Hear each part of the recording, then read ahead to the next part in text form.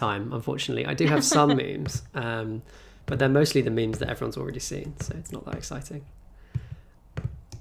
Yeah, I made some little notes about like movies that are kind of interesting. And also, you're living with your parents at the moment, right? Yeah. So I thought that might be something to talk about as well.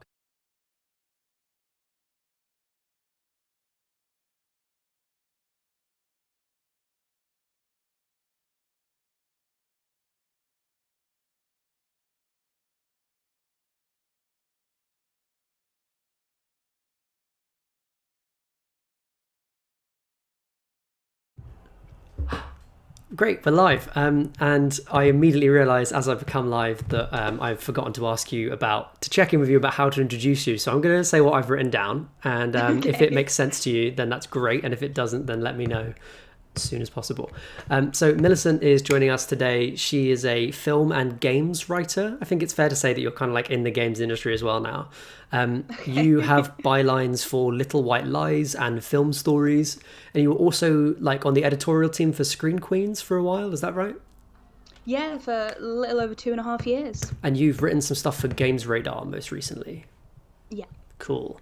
And that might be a conversation we can have further down the line. I actually have never done anything on the channel about the kind of interface between games and movies, although I think there's lots of interesting stuff to say about it, even as like a filmmaker who I don't think will ever make a game. I think it's an interesting thing to talk about. So we're going to be live until about 9 probably, which gives us plenty of time to talk about the chosen topic that we've got, which is films to rewatch over and over again. And I'm kind of interested to see, Millicent, how much you rewatch stuff, because I actually don't rewatch that often, and so it's quite a special thing for me to rewatch something. I think people would say I rewatch movies too much.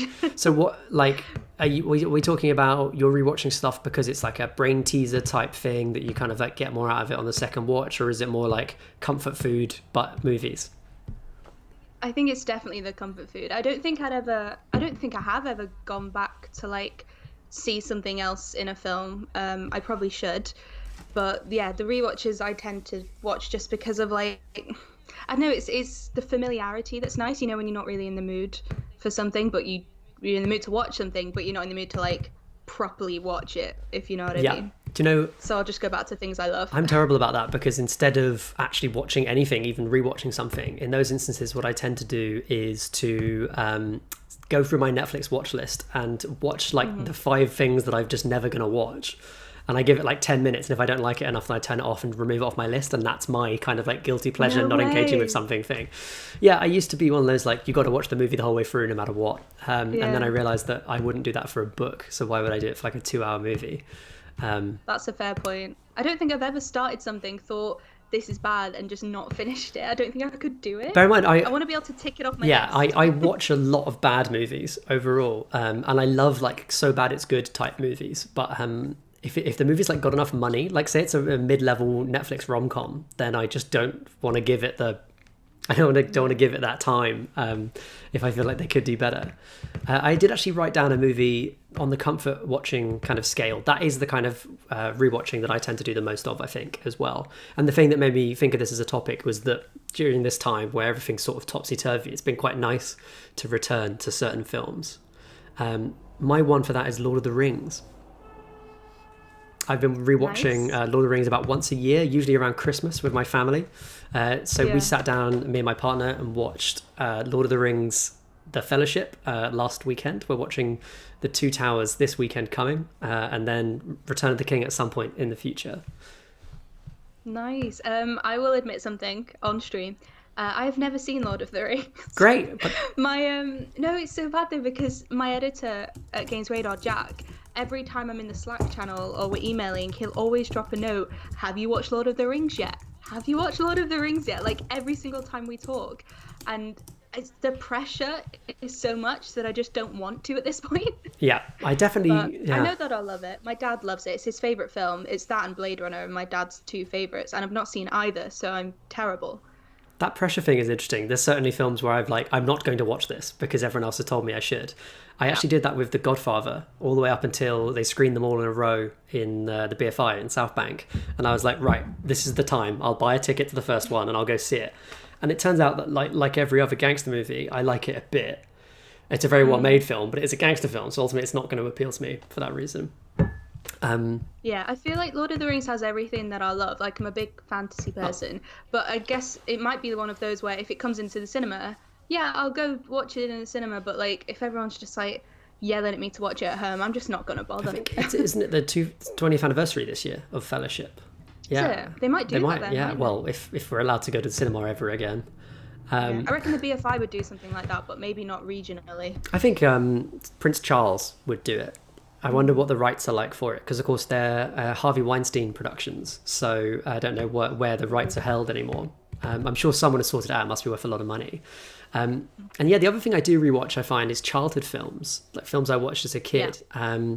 And it's a boon that Disney Plus has come out at this time, which I hate the idea of in general, but I have got it at the moment, so I can watch Pixar films, basically, on a kind of never-ending basis. And certainly when I was a kid, my sister went through a phase of rewatching Matilda about once a week, which seems like a lot. I mean, I don't know if you ever cracked on with movies like that. Oh, God, yeah. I think I went through... So the two films I've definitely done that with, I think... Oh, wait, no, there's three. There's three films I've done that with. The first time I watched Phantom of the Opera, I think I watched that 4 times in a week. Wait, is this like the Andrew Lloyd Webber stage production recording, or is this... No, the 2004 the Schumacher film. Gerard Butler, yeah. So the first time I watched that, because we recorded it on the TV, because it was on a channel or whatever, and I was getting properly into musicals at that stage, and so I recorded it, and I watched it, and I was like so taken with it. The next day I watched it again, and the next day I watched it again, and then I waited a day, and then I watched it again. And I did the same thing with Moulin Rouge. Yeah, that's a good shout. Just because that makes me feel so good. That's such a comforting movie and just full of love and colour and whatever. It's weird because it's so sad. This will come... It's quite a sad film. Really? Yeah, well, she dies, doesn't she? Spoilers for that if you haven't seen it. If you just stop before the end, it's all right. But I think it's kind of the motto of the film that I find really comforting. Like, it's just all about, like, love, man. And Ewan McGregor's so, like, earnest in it, and it's so, like, uncynical. But as a shock to no one, the other film I've done that with is Tomb Raider. When I finally got the Blu-ray of the 2018 movie, I think I watched that, like, 3 or 4 times in 1 week. It was a particularly stressful week of uni. It's such an interesting film to choose as well. I noticed that you chose that as one of your like 5 indispensable films, and it's interesting because I thought the film was fine. I hadn't played the game that it's based off, or kind of semi-based off at that point. I played it since, but yeah, it's interesting that it's like a comfort film for you. I think it was quite a good movie actually. I remember it being sort of like a little forgettable for me, but in a way that I'm thinking like it will probably stand the test of time a bit, because I think it has quite a fun story. Yeah. I think it's an interesting take on Lara, and Alicia Vikander is a very good Lara as well, I think. The film that I used to do this with was Shaun of the Dead, which I borrowed at like 15 from a friend and watched 4 times in a week. Like I had the film for a week. So I watched it once, then I watched it with the director's commentary, then I watched it came with a subtitle track that had trivia. So it was like where the songs, what the songs are, where they're from, and then the reference that the film's making and on screen and stuff. And then I watched it again, I think, a normal time through on the Friday and gave back to me on the Saturday. Yeah, I think that's quite a nice thing to do. And every now and again, you do get a movie like that. It was my birthday last week. Happy birthday, me. And I made Phoebe sit down and watch one of my favourites, which is the wonderful £1 Blu-ray of Pacific Rim. Is that the first one? Yes, the first one, yeah. Okay, happy birthday, but Thanks. Also that film is a banger. That is a very slaps. good movie. And the score is so good. I can literally hear it now, like do. It's like all strings and brass mixed with electric guitar as a lead. It's great. That's exactly what every action movie needs. Because Wonder Woman is a really similar theme in some ways, because it's got a really heavy electric guitar. Wonder Woman stole its score from Spy Kids. Its entire riff is just the Spy Kids. Is it the same composer? And I don't. I've never bothered to check. Let's find out. It's all the exact same riff. Like whenever I watch Wonder Woman, all I can think is lawsuit. But they do that sometimes. I can't remember what his name is, but the guy who did 28 Days Later also did Kick-Ass, and the bit in Kick-Ass with like the strobe lights when Nick Cage is doing the gunfight is the same music as is in 28 Days Later. Like it's the same. But he owns it, so he was just like, I'll just take that and use it again because I like it. Yeah. I'm actually like on IMDb now. There's loads of different people who worked on it. God, I don't know. This is so not interesting. Wait, in the music department, like It's all different people, all different composers. This is what real streaming is all about, is Googling stuff people can't see. Yeah, see, Wonder Woman actually, I reckon, could be one of those movies you could rewatch. I think it's got a lot to it. We rewatched it recently. Yeah. Oh, hello. Your like stream thing is just randomly shifted around and I don't know why. There we go, that's close enough.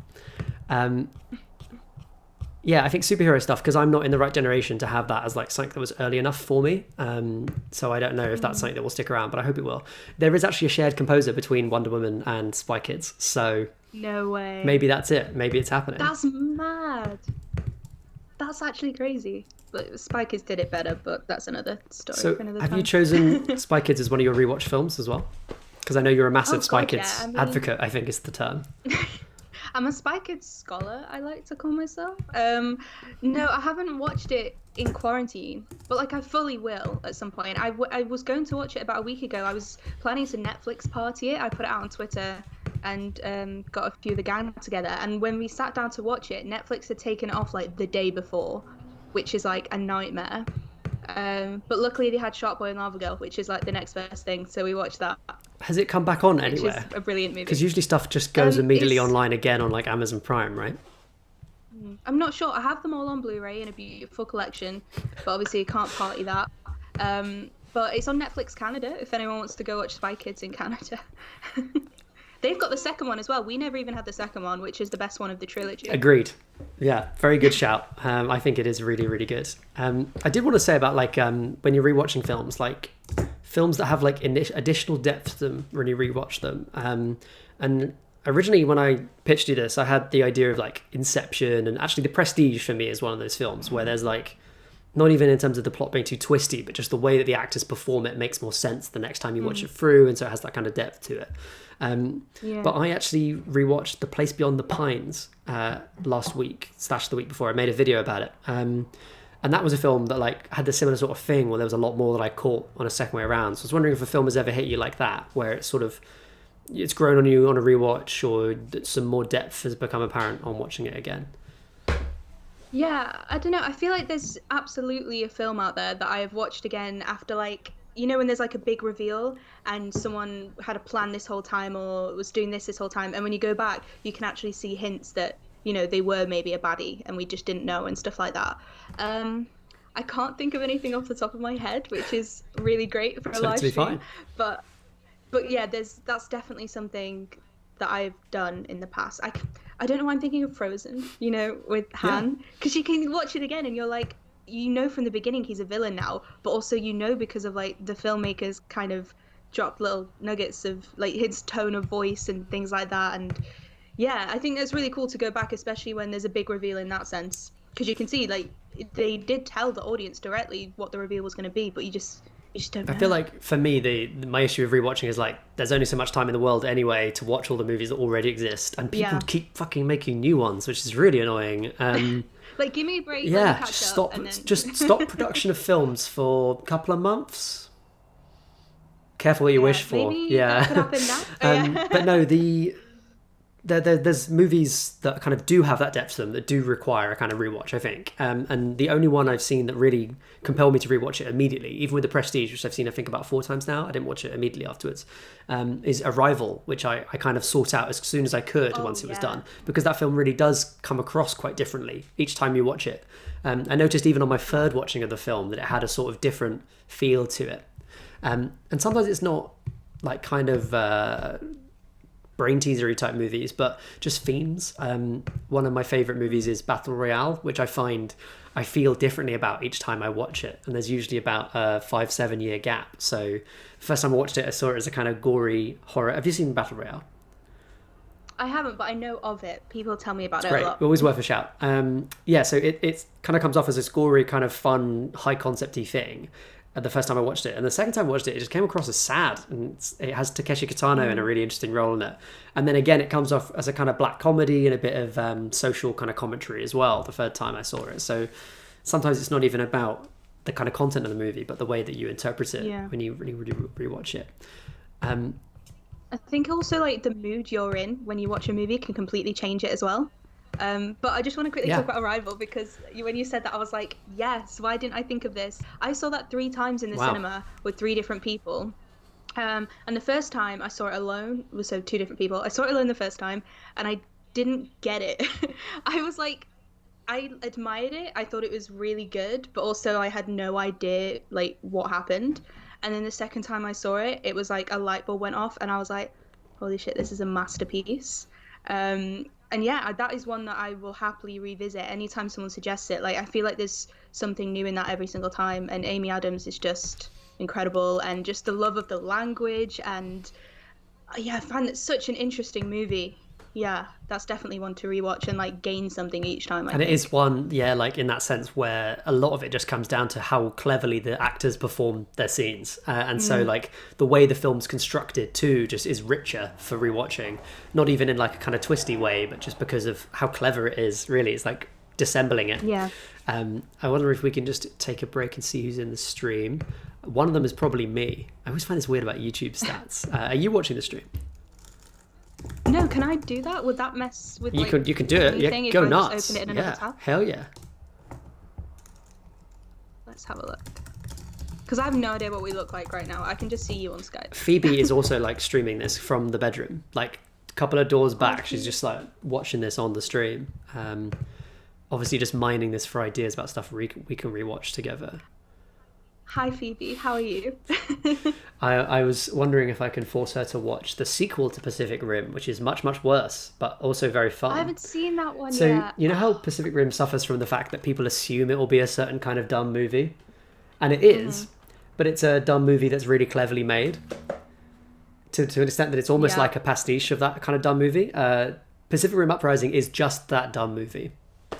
But that's still a lot of fun. I wanted to watch it because John Boyega, he's great in it. At that point, I was like, anything for John Boyega. He's great in it. He's really good. And it's just like, who looks cute AF? Phoebe, please clarify. It's probably Fuck. me. I don't need this shit. This is bad self-esteem land. Yeah, like it's a giant monsters fighting giant robots movie at the end of the day. Like it's what I came to Pacific Rim for originally, and I just happened to get a much better film by chance, and so I'm happy to see that there's a sequel to that terrible idea as well. Phoebe says, "Hello, I'm very well. Good to see you." Sweet. Yeah, I wanted to talk to you about. Kind of the fact that you're in lockdown with your mum and dad, and about watching movies with your parents. Are your parents big film watchers? They are to an extent. Like, they're open-minded, but they're the like they'll watch anything I tell them to if they're in the right mood. But they don't go to the cinema more than like 4 times a year, and the majority of the times they go to cinema are when we all group up for the big Marvel movie or the big Star Wars Which is movie. about 4 times a year. And then maybe like 2 others that I'll convince them to go to. So last year I managed to convince him. So obviously we saw Star Wars together and we saw the Marvels together. It's just like a tradition since Iron Man came out. Like we it's not even a rule that is spoken. We go together. But I got them while I was at uni. I got them to go to see Beale Street, and this one I actually advised against it, but they did go and see Joker just to get their own opinion. But luckily they hated it, so that was fine. 4 or 5 times a year, but they watch a lot at home. They like easy to watch kind of action adventure stuff, I think. If they go to cinema about 5 times a year, that's like almost exactly spot on UK average. So good for them. That's Really? good. Yeah. Nice. My mum is like a terrible film watcher. She loves a good movie, but to get her to sit down and watch a movie is impossible. And also, I think, like a lot of people, her perception of what she won't like is worse for her than the actual watching of the film. Quite often, she's happily surprised by a movie. I remember sitting her, my brother, my sister down to watch Hunt for the Wilder People, which I'd picked as a sort of like a very, very broad family movie in the fullest sense of that word, not just a kids movie. And like it was hell getting them to sit down for it, but they all loved it and they still talk about it. I think they rewatched it actually. My mum and my sister still live together, so they're kind of like doing their movie watching on quarantine. But my mum is a big rom-coms person, and there's not a huge amount of overlap between what I like and rom-coms a lot of the time. There are plenty of good rom-coms, but those aren't the ones my mum watches most of the time. But yeah, so I was wondering about how you were dealing with like, are you sitting them down to watch stuff they wouldn't normally watch, or are you kind of comfort watching with them, if that makes any sense? Um, I made a list. I remember at the end of 2019 when I did like my top 10 and stuff, and when I'm moaning to them about the Oscars and all of that, they hadn't seen any of the things I was talking about, and they hadn't heard, like, they were like, what's the farewell? I don't know. I don't care. So I was like, right, this is now the time where we can catch you up on all the amazing films of the past year that you just haven't seen. So I literally made a watch list of all of the best films of last year, obviously in my opinion all of the best films of last year, and I've told them we're going to watch them. We're going to do like one every other day, or just like when we're in the mood after dinner and we sit down and watch a film, we're going to pick one of these. So they've been a lot of rewatches for me, but they haven't seen any of the films I've made them watch. But in between we have, like, if something was on the telly we might have sat down. I think we watched Hook the other day just because it was on TV, so we sat down and watched that. But so far they have watched they watched Knives Out, which my dad loved. He was like on the edge of his seat. He was like, oh my god, okay, it's this person, no, it's this person. And how much he enjoyed it was really cool. That's a really good family movie, I think, as well, because it's quite broadly like, it's a great movie. So Knives Out we did. What I'm trying to visualize the list in my head. We literally wrote down a physical list. It's downstairs and we're ticking off. So I know this isn't a great movie, but it's just one that I knew that my mum would quite like, so I put it on there anyway, which is A Wrinkle in Time. Just because we recently watched the Reese Witherspoon Shine On episode with Ava DuVernay, and I was just telling her about how much we love her. So we went and watched Wrinkle in Time. Perfect, but it's really easy to love. Wrinkle in Time is the movie where Reese Witherspoon rides a giant piece of sentient lettuce, right? No, she is the giant piece of sentient lettuce. I do remember the film then. Yeah, okay, yes. It's not great, but it's one that's... I think that's quite nice, because I think there's something to be said for, like, I wish I could get my parents to sit down and watch films I don't like, so I could share that experience with them. We can have that conversation. The closest thing I've gotten is watching The Revenant with my dad, who hated it.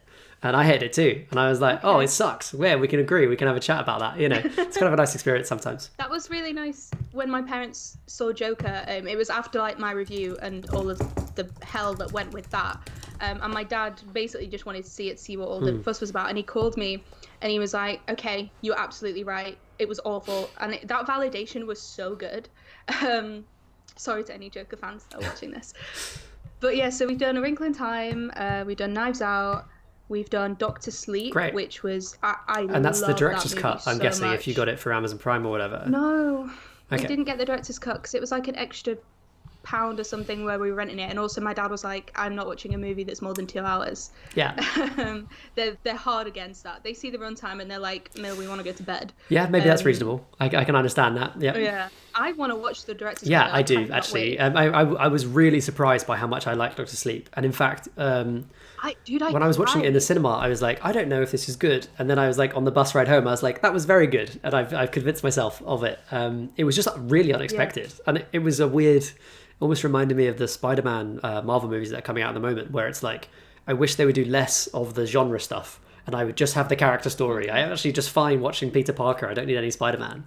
And likewise with, I just want to watch Danny deal with alcoholism and kind of like come to himself again. It's a beautiful story. Yeah, I really loved the little girl Abra. I thought she was incredible. Yeah. Like, she was so good. But it was one that you could absolutely tell that it was directed by the guy who did Haunting of Hill House, which was I think is maybe the best Netflix series ever put out. Big advocate for Hill House. New series is coming hopefully by the end of the year. So it's finished. They wrapped it just before the production shut. So they're doing post-production now. Just saw it on Twitter. Yay, great. You can just tell that he's already got this kind of style. I think it's the same cinematographer as well, actually. It's shot very similarly, because he's done a couple of movies before that aren't all like that, like Hush, which is on Netflix, doesn't look like Doctor Sleep in lots of ways. But yeah, it's a very distinctive look. I agree. Yeah, he has that balance of the horror and the kind of like emotion of it really well. Like I literally cried in the cinema, and I did not expect to cry at a freaking Stephen King horror movie, but it was really beautiful. So we did Doctor Sleep, and one was actually a new watch for me because I have to do a uni assignment, so we had to sprinkle in some of those films there. So we watched Parasite, The Host, and Train to Busan. It's your Korean watch you were telling me about. Yeah, all three of them I'd never seen, my parents have never seen, and my dad missed out on Train to Busan because he was working, but we watched all three. Did they have to be Korean language, or did you manage to get in Snowpiercer? Oh, I think I'm going to do Snowpiercer as well. I've actually delayed the project for a while just because I'm finding uni very overwhelming, and they've let me kind of like Life's delay it for a crazy. bit. Yeah, totally. Yeah, I was Yeah. like, please give me a minute. It's actually due like tomorrow, and I have not begun. So it's fine. But Snowpiercer, I'm going to sneak in. It's basically just like class and stuff in Korean cinema, and I think because it is a Korean director, I can mention it at least. Yeah, it's got Korean actors in it. It's got partially Yeah. Korean script. It's There you all, go. you know, he wrote it as well. It wasn't just written by someone else. But those three were all new to me, and they were very interesting. One of them I cannot stop thinking about, and I want to rewatch it immediately, and it won't be the one you think it is. Well, go on, shoot. Which one? Train to Busan. Yeah, it's great. I mean, they're all really good. I loved Train to loved Busan. it. Yeah, super good Oh movie. my god, it was insane. I was yelling at the screen. I was like, it was so intense and it was so beautiful. And me and Mum both cried. There's a common theme here. We just cry at a lot of movies, but I freaking loved it. If you haven't seen it, cannot wait. there's an animated prequel because the director of Train to Busan is an animation director primarily, or he was. But the prequel has a lot of stuff about class in it because it's a lot about like the homeless community in Seoul. So it's called Seoul Station. It's good. And it's Perfect. feature That would length. actually be really useful. Thank you. Yeah, no worries. There you go. You come for a live stream, you get a little bit of academic stuff. It's all good. Yeah, great. Yeah, see, I love that stuff. And I like the main movie watching experience I have with my parents is actually with my dad, who is a BAFTA member. So he gets BAFTA screeners. So every now and again, I get to sit down with him and watch him watch movies. And a lot of that is because most of the time now, because I'm doing the festival circuit a bit more, I've seen the film and I'm like, you have to sit down and watch this, and I will watch it with you, even if it is 3 hours long, and I will tell you why you should vote for it, which is a nice thing to be able to do. Not that we always agree. I think he voted for Bohemian Rhapsody in a number of things, which is, Oh. but you know, we try to get on otherwise. My mum is like a lovely film watcher, and when I do find a film that I like that she likes, it's nice to watch it with her. Weirdly, she is in love with this early Scorsese film called Alice Doesn't Live Here Anymore, which came to the UK very, very late. I think we only got a DVD of it like 2-3 years ago. It's like his second movie. She loves it because it has Chris Christopherson in it, who is a very famous kind of country / pop singer at that time period. It's really good. It's a really, really good movie, but it's like super laid back Scorsese. It's before all the really stylistic stuff happened. He didn't have any money. But I think her favourite movie that I've seen is Starman, the Jeff Bridges film, John Carpenter's 70s like forgotten film. It's like one of his highest grossing films ever, but it's really glurgy and romantic and very sweet and sort of sad. So I think most of the dudes who like John Carpenter movies tend to forget about it. But It sounds wonderful. it's very fun. It's about an alien. It's all good stuff. And it's Jeff Bridges. Always good value for money. I just see someone talking about Hook in the comments below. Oh my god. Yeah? Hook, yes. I think I mentioned it really Yeah. briefly earlier, but I love that movie. I think it's maybe one of Spielberg's best, which I know is... I think I tweeted that recently, and for some strange reason, Netflix UK retweeted me because it's on Netflix, and I got a flood of people thinking that I wanted to hear their opinion on Hook. So, yeah, a lot of people don't like it. But I think I it's find it great. hard to I mean, imagine I like think being it's- completely anti-Hook, if that makes any sense. I know, it's just so Yeah. wholesome. But also, I did rewatch it last week because it was on TV. And it doesn't age well in terms of like its kind of gender, sexual politics. There's some gross jokes that are a bit like, oh. But you just have to accept it as a product of its time, I guess, because, Spielberg's not like that or whatever. And they're just little throwaway jokes and mentions that maybe were funny back then but aren't now. But if you just, once it's over, it is one of the most wholesome, exciting, adventurous films. And Robin Williams as freaking Peter Pan and Dustin Hoffman. Oh my god, Dustin Hoffman as Huck. It's next Great. level. Big ham. He Yeah. terrified me as well. Yeah. He just has so much fun with it. It's, So good. I'm going to rewatch there's that. certainly a case for having like an entire film festival worth of Spielberg films that no one quite knows what to do with. You could have that. You could have The Terminal, stuff like that. Just like these really odd Spielberg movies. That's 1941. Spielberg? The Yeah, Tom that's Hanks one? Spielberg. He did that in between Catch Me If You Can and War of the Worlds. A really, really strange movie. Wow. Weirdly, Terminal has aged in like interesting ways because 3 or 4 of the brands that it's lots of product placement in it. 3 or 4 of them have completely gone because of the financial crash, and yet also because it's all about immigration, it's actually really kind of prescient in lots of ways about how people deal with identity in kind of current America. So yeah, interesting movie. But again, like definitely not a uniformly popular Spielberg film.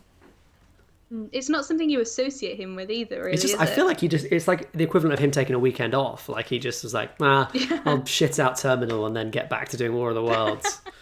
Yeah. It's just one of those things. I think that's nice that directors can do that stuff. That's like comfort filmmaking, not comfort watching. Yeah, it's like Del Toro, I think. He says he makes films like Pacific Rim so he can afford to make films like Pan's Labyrinth. I think he said something like that. I think you do the big Pacific Rim was like a passion project for him. I weirdly think it might have been all of his films else. are passion projects, even the ones that are super expensive blockbusters. Because his biggest directorial feature is he makes these massive scrapbooks. He draws all of the concept art and makes big scrapbooks and stuff. Yeah. He did that for all of those movies. And actually, like Pacific Rim happened partially because of Hellboy, because he met one of the artists from Hellboy, who's the guy who designed all the monsters in Pacific Rim. Big Hellboy fan, the comics as well as the films. The Hellboy films. Not the most recent film. Just the first two, the only ones that exist, and the rest of them other ones that exist. To be fair, I haven't seen the David Harbour one. I think when the reviews started to come out, I was like, should I just wait a little bit till it's on TV? And I still haven't got around to it. But I think I'll watch it just to see. But the original two Hellboy films. Just Del Toro is meant for that character. I just can't see anyone else bringing those monsters to life in the same way. It's really transparent that the new David Harbour Hellboy had too much like executive interference, because there's just loads of stuff that doesn't fit, and you can tell even that it was shot at different times. There's a sequence at the end that's incredibly gory, just out of nowhere. It's like way more violent than anything else that happened in the last 10 minutes. And it has none of the main actors in it, and it's all CGI. So it's like, you just added this in after the film was finished, right? Like it has nothing to do with the rest of the movie, really. And as for the Del Toro Hellboy, have you ever read the comics? I think I have one, but I can't remember reading it. So I might have done, but I don't remember it very well. The thing about the Hellboy that's amazing is that the films feel very much like a faithful adaptation of the comics, but they have very little to do with the comics, and he completely changes the canon of most of what goes on in the comics very quickly. But it feels like its own thing in a certain way as well, which is quite nice. The comics are great if you ever get a chance. You can totally see why Del Toro would go for it. I've got someone in the comments pointed out that Ready Player One probably fits the weird Spielberg bill as well. Yeah. Right. I love Ready Player One, and I will defend it. I freaking love that film. I saw that twice. I go back and forwards on it. I remember like it's very, very beautiful and sort of like clever. I don't know if it has much beyond that for me, but I do like that it's super hardcore on like man babies. That it's just basically like, nostalgia will kill you. Stop being nostalgic. It's bad. Don't do it. And it comes from the guy who made like Indiana Jones and shit. And he's just like, it's boring. Don't do nostalgia. I hate that. Yeah, I mean, that's a brave thing to do. I think it was the trailer with Van Halen's Jump.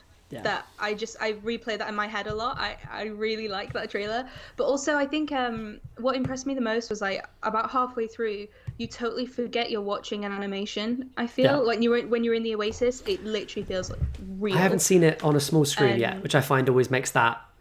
I haven't either, when I see it in the cinema, I'm really able to put myself in a CGI world, and when I watch it on the small screen, I'm like, I can't really manage it. I think I do remember thinking that it was a lot better at that than like BFG was, or the Tintin movies, where they were like these massive CGI scapes that just didn't feel like a world that characters inhabited, and this did feel like that. Partially because it was already a video game, so it didn't matter that it was weightless and all that stuff.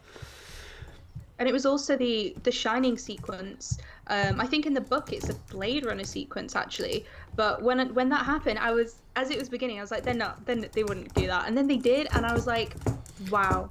I was genuinely so impressed by those moments, especially in like it's basically a children's film, to include something like that. I was really shocked by, but I think they also did it really well. There's lots of stuff in the book that isn't in there. Like he recites the entirety of War Games as well, as part of one of the challenges, and it's just completely absent from the film because how awful would that be?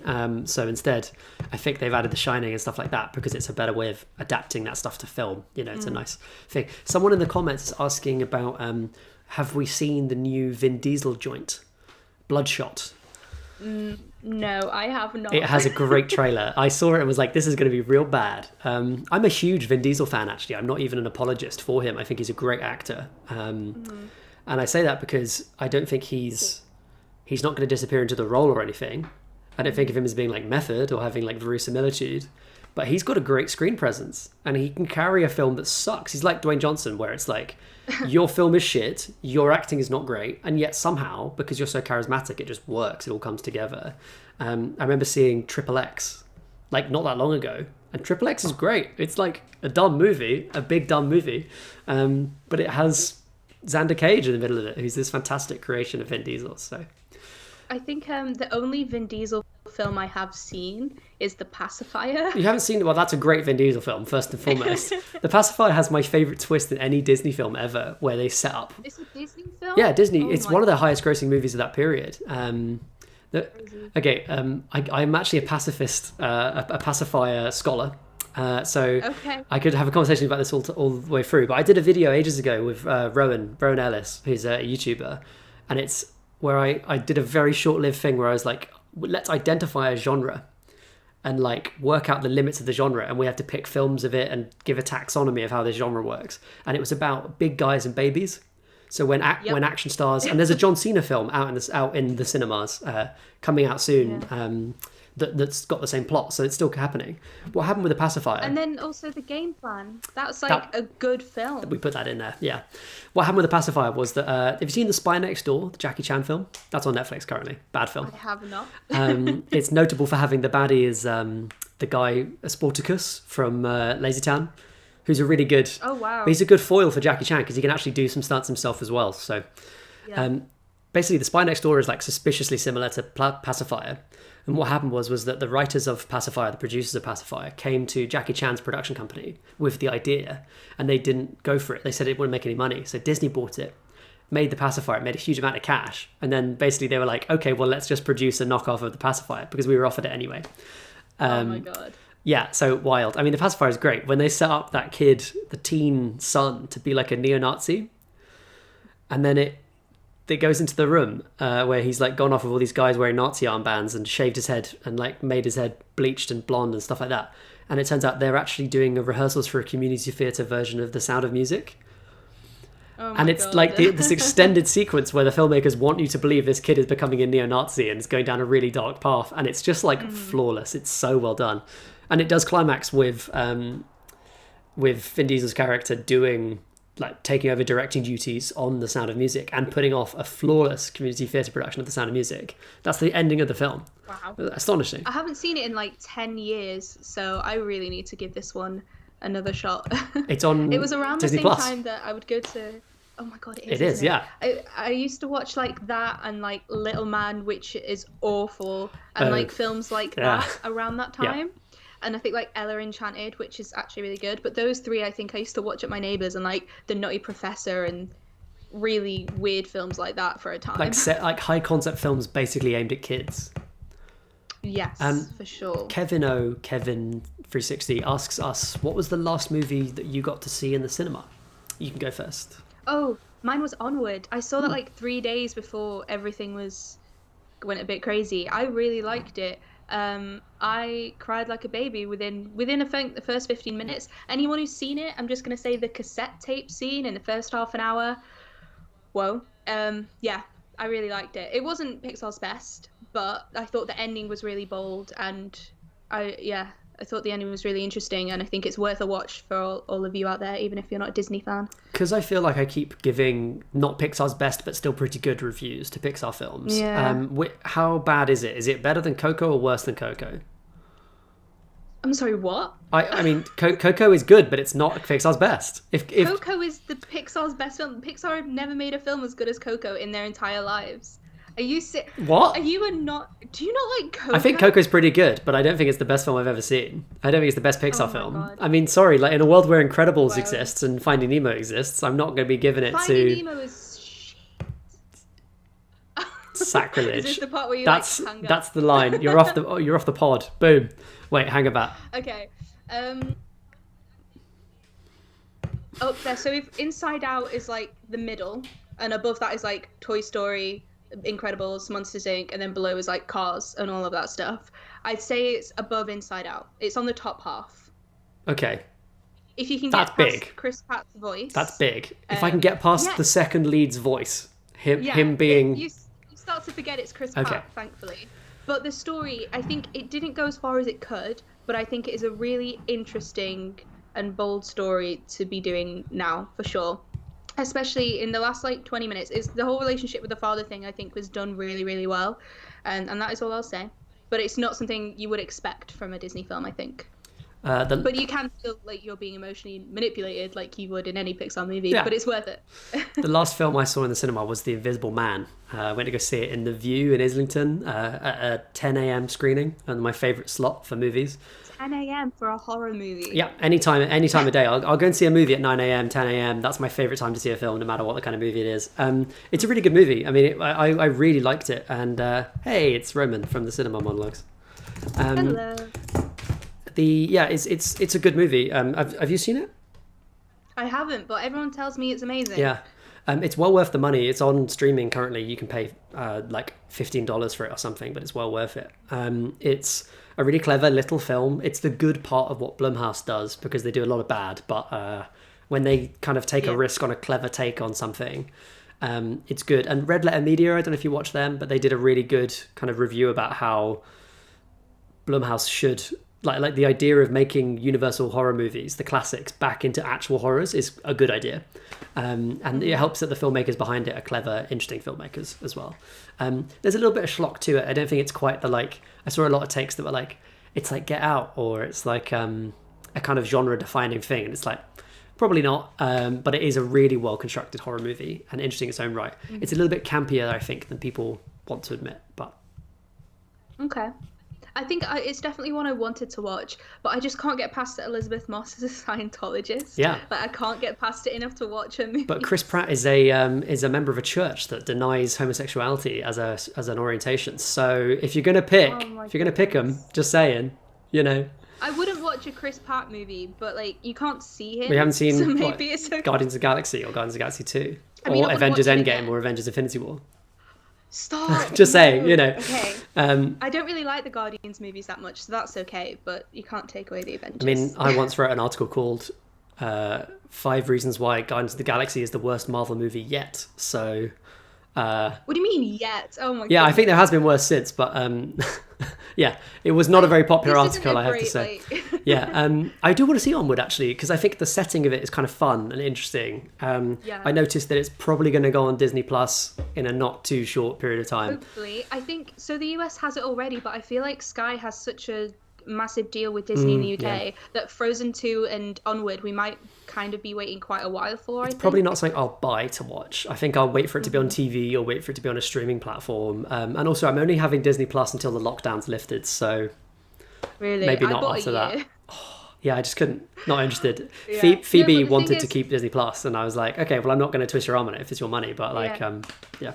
I think it's like whatever your feelings about Disney, if you know, like if you want to watch the Marvel movies and Pixar and Star Wars and stuff, it's such an incredible deal that I was actually shook because, so I'm sharing it with my housemate in third year and I'm sharing it with my parents. So it's 3 screens and it houses 4 screens. So we split 1 year 3 ways and it was £15 each for an entire year. Yep. We don't have to pay any more money till March 2021. But then I'm not rewatching Disney, Marvel, Star Wars stuff. I mean, the only thing... Well, that's what I mean. If that's your thing, then... I also think, like, if you had kids, I mean, it would be, like, cash money. It's, like, free money, basically. Because each Blu-ray or whatever costs, like 15 quid. So there's, like, Pixar films never go down in price. And also it has, like, Disney Channel original movies and classics that I've never seen. Right, I was at the exact age for, like, Hannah Montana, Wizard's Waverly Place, all of that. That's like the A grade stuff, though. I was talking about the Disney Channel original movies that are like shit. The ones that like no one remembers. So they're all there. Like what? Like the 13th Year, Pixel Perfect? which is like it's like boy mermaid coming of age film. So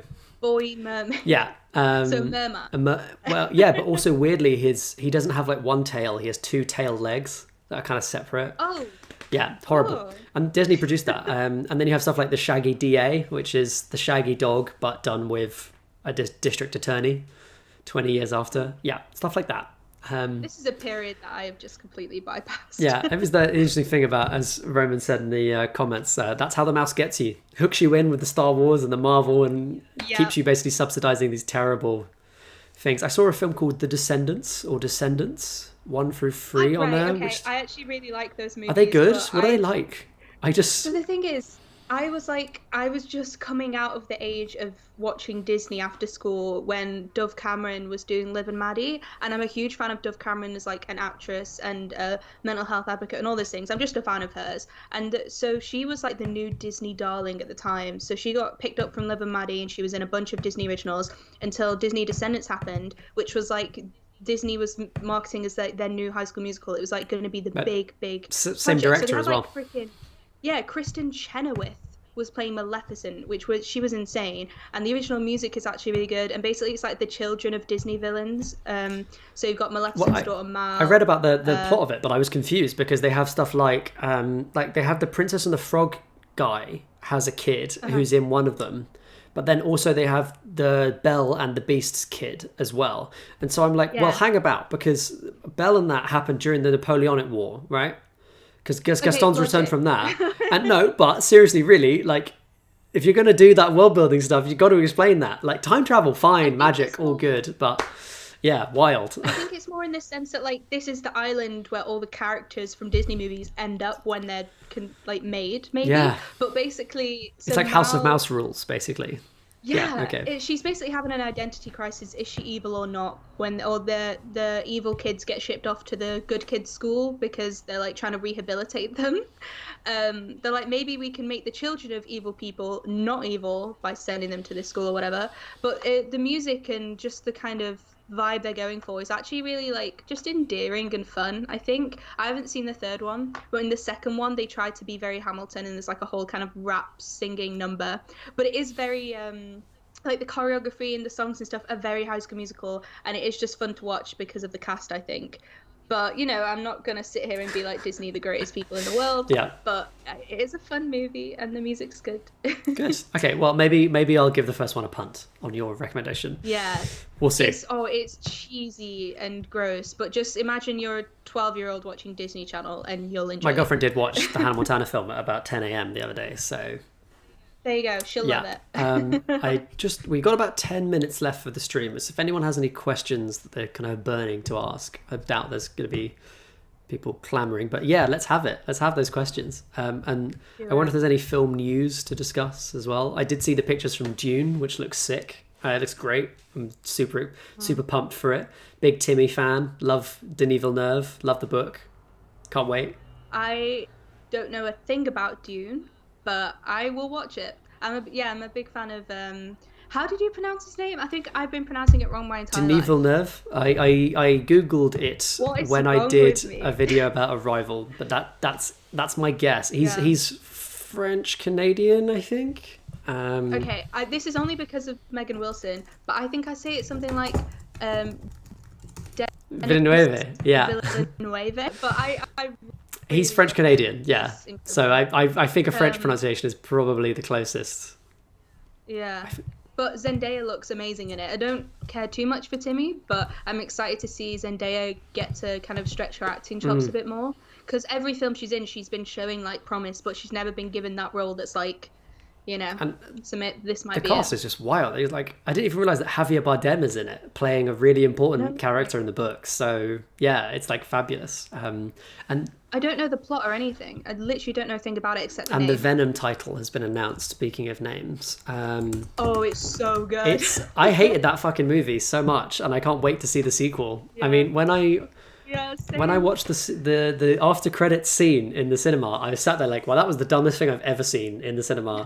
And then, well, up there certainly. And then, what's his face? Woody Harrelson comes on screen wearing a ginger wig, and I was just like, yep.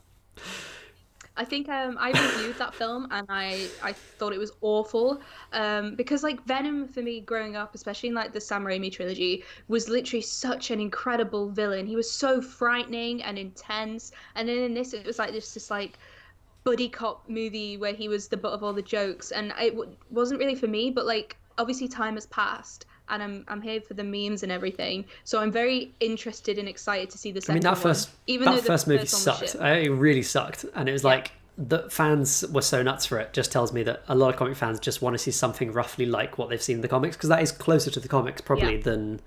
So Raimi's take on Venom is mostly inspired by the origin story of Venom in the comics, and then he was pretty heavily retooled and then turned into that kind of more jokey dark comedy character in the 90s. But so I think fans were kind of behind that. But I mean, the movie sucks. Like it's just like poorly written in general. Yeah. And that final CGI fight was just the plot doesn't make any sense, and that there's no justification for that. And Riz Ahmed's just kind of like floating around in that movie. Like, what am I supposed to do here? So much better. He does so much better. But one thing that movie probably paid for whatever Riz Ahmed wants to do for the next 2-3 years. So that's a good thing. True. One thing I can't forgive is when Venom and Tom Hardy like make out, and Venom literally like has these like anime style boobs. Have the whole thing. I was just like, I'd fully wiped that from my memory. So sorry. Yeah, don't remember that. Venom like infected Michelle. What's her name? Williams. The actress in the Michelle movie. Williams. Michelle Williams. He like took over her body and then tried to like seduce Tom Hardy as like a female Venom, and she had this cartoonish proportions. It was perfect. That's exactly what you want from a superhero film, is that kind of stuff. Also, I've got some really weird stuff going on with your signal, so if you rewatch this stream later on, you'll just see yourself like stretching around the screen. But yeah, I'm up for a goofy sequel always, and I have a kind of like sick like obsession with terrible sequels with bad ideas or odd titles. So like Superman 4, The Quest for Peace, Venom, Let There Be Carnage. Let's do it. Can't wait.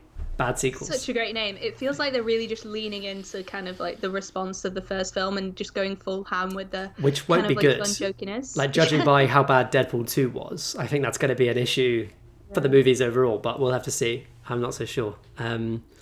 Yeah, it's weird to talk about movies coming out because we don't know when they're going to come out as well. I feel we're kind of reaching the point where they've decided they're just going to push stuff back. I saw that the DC films have all been pushed back by like a year. Yeah. I think Wonder Woman is the only one that's still slated to be released this year. But they moved back the Batman movie and everything like that. I mean, they haven't even finished shooting that. They were just shooting it in February. So crazy, wild times. Very weird times. I think we can probably wrap up there. So I'm just going to say, Millicent, thank you so much for joining us. Hope you enjoyed your first YouTube stream. Do you want to plug anything? Because I know you have a YouTube channel as well. Yeah, we'll see. We'll see about the YouTube channel. But you can follow me on Twitter at MillicentOnFilm. Currently working on a new limited podcast. If Star Wars is your thing, I've just kind of announced that like 5 minutes before this stream.